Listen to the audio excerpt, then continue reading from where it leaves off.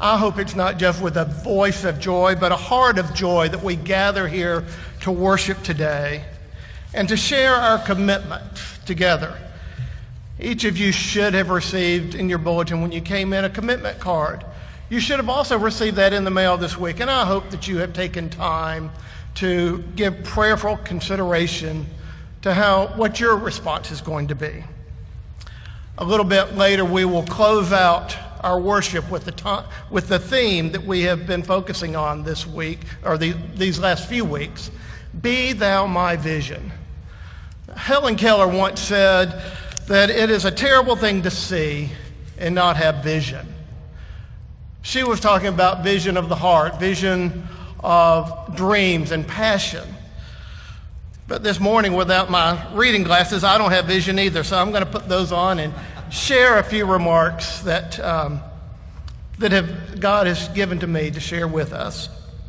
A few weeks ago, I was sitting at my weekly Rotary luncheon, and a speaker from a community nonprofit was speaking that morning. And she said these words: "We define philanthropy as the giving of time, talent, and treasure." That was the last thing I heard her say, because my mind drifted for the rest of the meeting as I thought about the difference between philanthropy, as she was describing it, and stewardship as we seek to live that out in our lives through this church.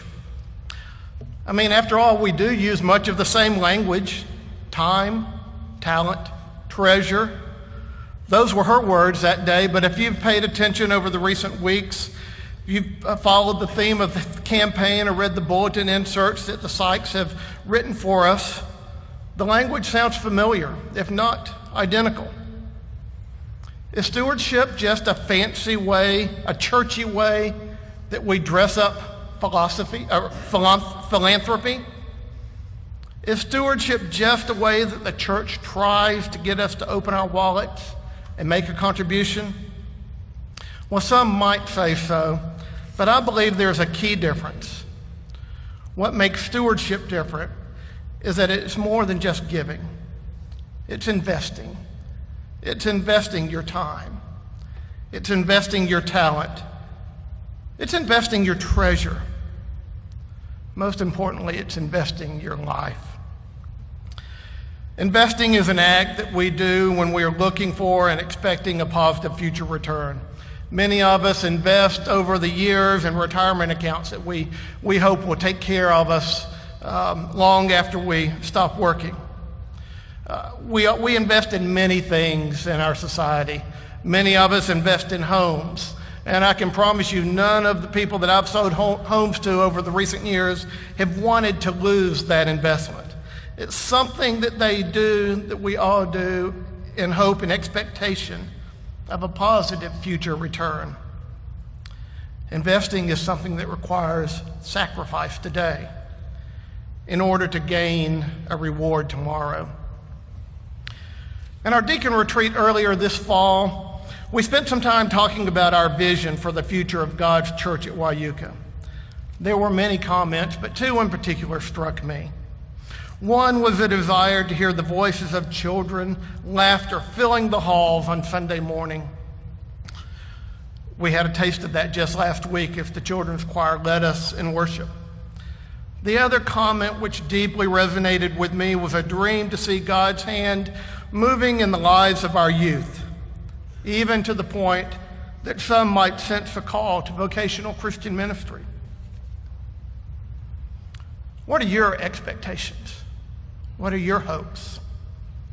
What are your dreams? Your vision? Be Thou My Vision. That simple hymn title has served as the theme of our focus these recent weeks. The words of this traditional Irish melody voice of prayer, a desire that God would be at the very heart of the singer's heart in life. The words are an acknowledgement of our dependence on the Almighty. They are a prayer that our heart would be one with God's heart. Over the past few weeks, we've heard from a number of our members not just what stewardship means to them, but what Wyuka means to them.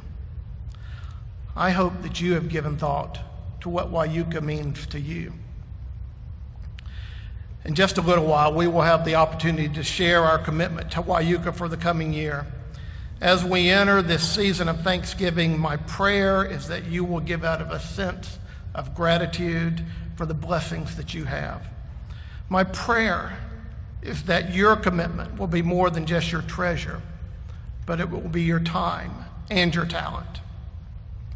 My prayer is that you will respond not just out of a sense of philanthropy and goodwill, but that your response will genuinely be one of stewardship, giving of your time, your talent, your treasure.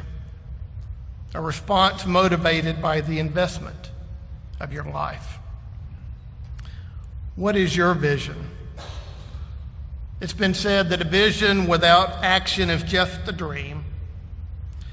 I invite you to join with me, with the deacons here at the church, with all of our leaders, and put action behind your dreams as together we share our commitment to what God is doing here in this place.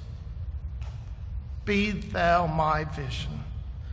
The closing stanzas of that hymn say, "Heart of my own heart, whatever befall, still be my vision, O ruler of all."